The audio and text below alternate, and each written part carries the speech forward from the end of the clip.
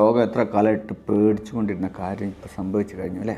ഇസ്രായേലും ഇറാനും കൂടെ അടി. അതായത് ഇറാന് അമേരിക്കൻ്റെ നിർദ്ദേശങ്ങൾ തള്ളിക്കളഞ്ഞപ്പോൾ ഇപ്പോൾ അവർ തമ്മിലുള്ള യുദ്ധത്തിലേക്ക് അല്ലേ പോണ അവസ്ഥയിലായി. കുറച്ച് ദിവസങ്ങൾക്ക് മുമ്പ് അമേരിക്ക അന്ത്യശാസനം കൊടുത്തു ഇറാന്. അതായത് നിങ്ങളുടെ ന്യൂക്ലിയർ പരിപാടി നിർത്തില്ല എന്നുണ്ടെങ്കിൽ അതിൻ്റെ പ്രത്യാഘാതങ്ങൾ വളരെ വലുതായിരിക്കും. പക്ഷേ ഇസ്രായേൽ ഈ പറഞ്ഞ അന്ത്യശാസ്ത്രത്തൊന്നും കാത്തുന്നില്ല. അവന്മാർ നേരത്തെ പണി തുടങ്ങി. അതായത് അവരുടെ ന്യൂക്ലിയർ സൈറ്റ്സിനൊക്കെ അവരുടെ പ്ലാന് നിർത്തണമെന്നും പറയാണ്ട് തകർത്ത് കളയാം എന്ന് തീരുമാനിച്ചു.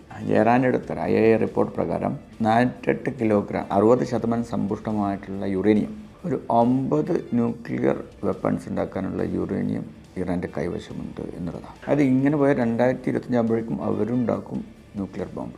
ഇത് സംഭവിക്കാതിരിക്കാൻ വേണ്ടിയിട്ട് US-ഉം ഇസ്രായേലും അവർ മാക്സിമം ചെയ്യുന്നുള്ള ഉറപ്പാണല്ലോ. അപ്പോൾ ഈ പ്രശ്നമാണ് ഇപ്പോൾ നടന്നുകൊണ്ടിരിക്കുന്നത്. ഇവർ തമ്മിലുള്ള അടി കാരണത്താൽ മനുഷ്യ ജീവിതങ്ങൾ വഴിയാതരാവണമെങ്കിൽ കുഴപ്പമില്ല. അതല്ല, അപകടത്തിലായി നിസ്സഹായരായ മനുഷ്യർ ജീവനും കൊണ്ട് ഓടുന്ന അവസ്ഥയിലായി.